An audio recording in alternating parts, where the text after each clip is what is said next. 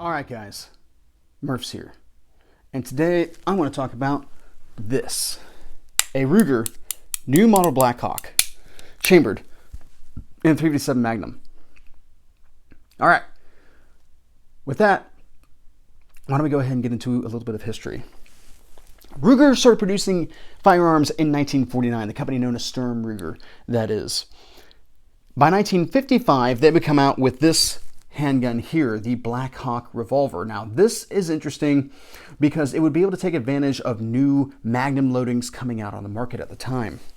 Now, a lot of people will tell you that Ruger decided to cash in on interest in Western type movies because in the 1950s and the 60s, Westerns were very popular action movies. However, I don't necessarily entirely agree with that. Now, Colt had dropped out of the market producing the single action army for quite some time, stopping its production during World War II. But Ruger already had the single 6.22 long rifle revolver out on the time, and at this time, most of the cowboy style guns were chambered in 22 long rifle. This handgun, on the other hand, does not have a lot of the Colt Peacemaker type features on it, which makes me think that Ruger was not necessarily looking at cashing in completely on the single action army market as much as they wanted to have something a little bit more practical that happened to have some Colt single action style lines to it. Now, initially, this would function very similar to a Colt single action army, requiring the hammer to be in a half cock position in order to rotate the cylinder, as well as not having a transfer bar safety. However, this adjustment will be made shortly after the handgun came out, and this would be referred to as the New Model Blackhawk, which Ruger would then go ahead and throw in, and still to this day has literature in their boxes indicating that if you have an original model Blackhawk, that you can send it into Ruger to have it modified and updated to the transfer bar safety.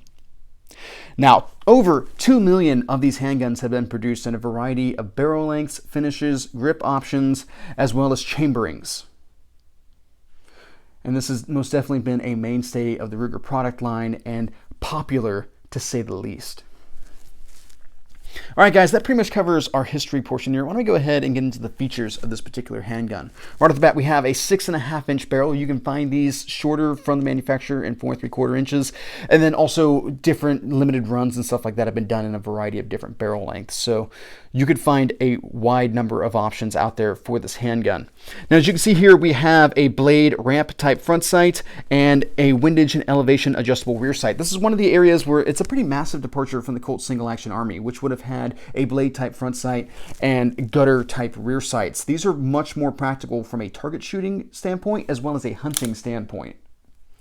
The sights are very tall, and you have a pretty spacious rear sight in order to be able to pick up that front sight. They come together quite naturally. Now, of course, as you can see here, there's not a whole lot of contrast between your front and rear sight, which is not necessarily my favorite aspect of these. Now, on top of the barrel here, it is marked made in the 200th year of Liberty, which indicates that this handgun was produced in 1976, which is pretty cool. This is a centennial anniversary model.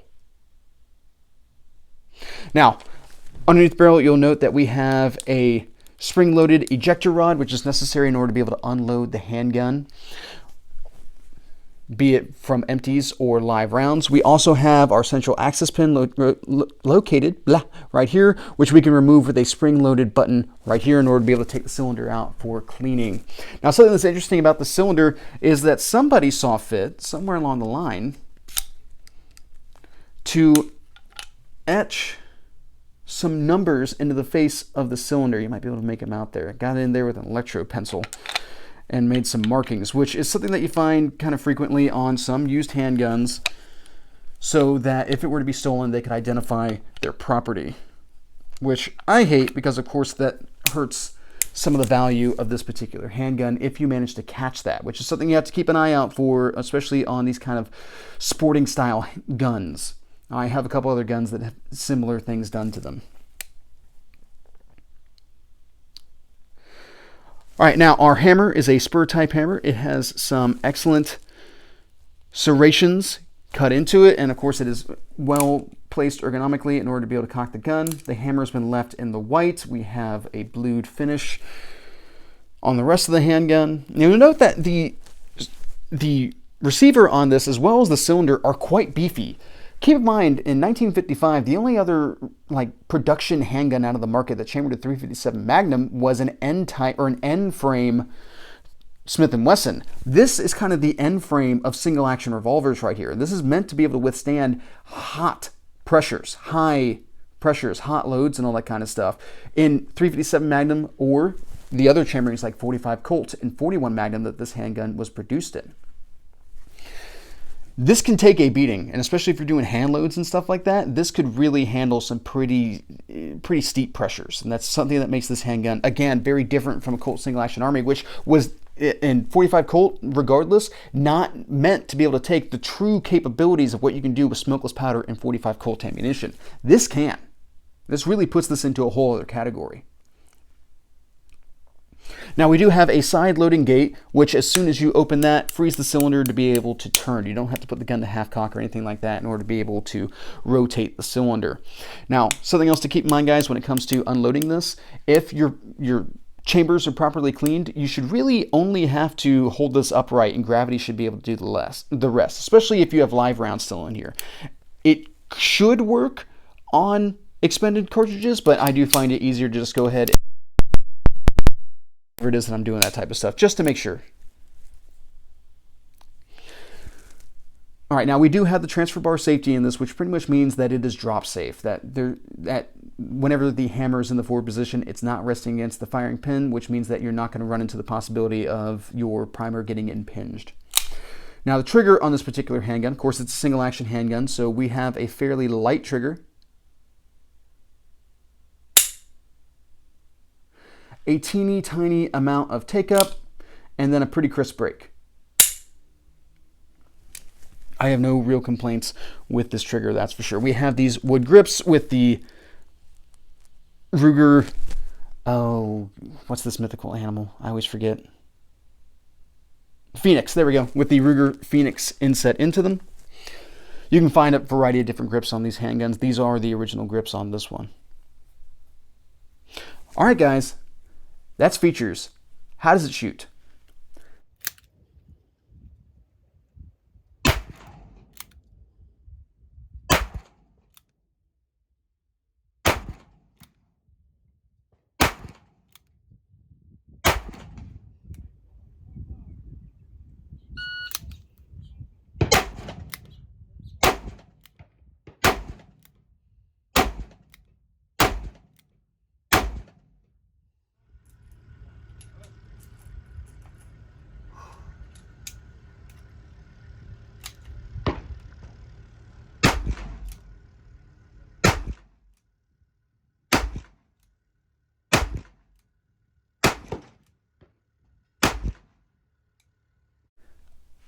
This gun is such a joy to shoot. It is so heavy that it just soaks up recoil. In 357 Magnum, this gun barely moves.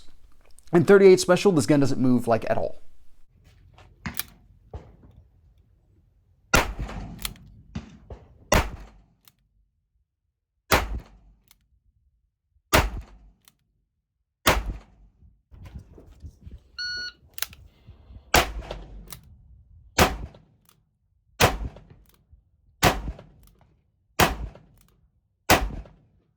It is an absolute joy. Of course, it's a little bit slower to shoot. And something that I've noticed is that you seem to have a little bit of lag time in single action guns. I never really noticed it until I was developing the review on this particular handgun. Now, what I mean by lag time is when the trigger actually breaks and the hammer actually falls. I feel like there's a noticeable pause in there. Now, is it so great that it's like really gonna mess up your shooting? Is it like shooting a black powder revolver? No, not especially. It's just something that I noticed, and it's taken me a long time to notice.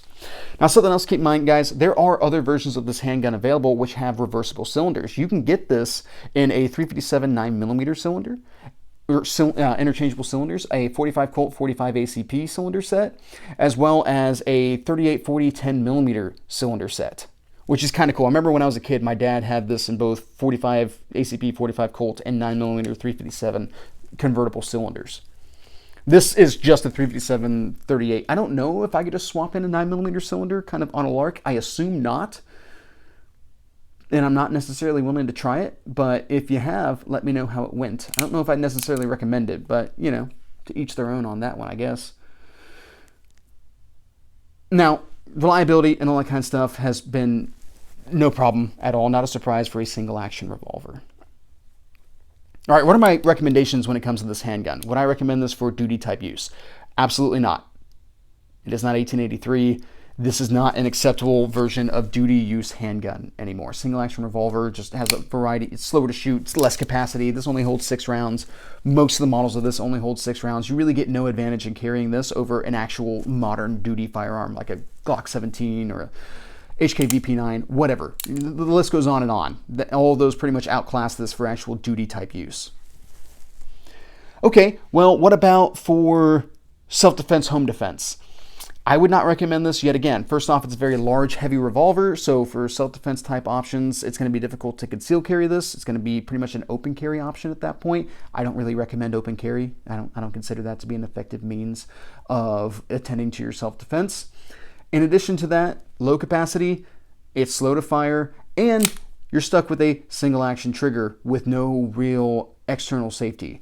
So my issue with this becomes if you get into a struggle for the firearm, this is a pretty light trigger.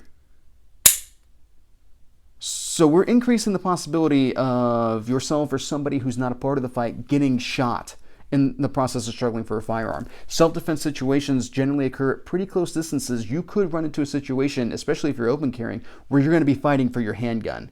I would not want to do so with a single action revolver, personally.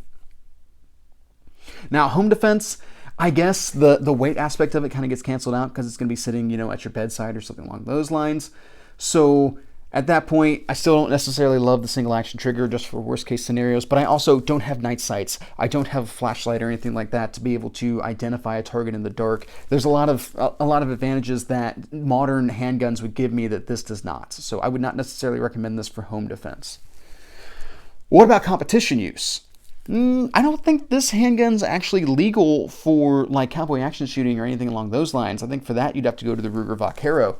So I don't really see this being terribly applicable in most competition shooting senses. And a lot of more modern competition shooting, like, yeah, you could take this to like an IPSC or something along those lines, but I think you're going to be better served with a semi-auto if you're actually looking to be competitive, especially when it comes to like reloads and stuff like that. Okay, well, what about as a hunting gun? Now, this has some very interesting options. For a dedicated hunting gun, I would prefer to see an optic mounted onto it. But if you wanted to increase your overall difficulty, as long as you're taking shots at ethical distances, you could still pull this off with your iron sights. I could see this as an option as kind of like a backup gun, depending on the situation. If you're actually concerned that you might run into dangerous game of some sort, bears or anything along those lines, things that could get violent, I would not recommend a single action gun for the same self-defense purposes that were mentioned before.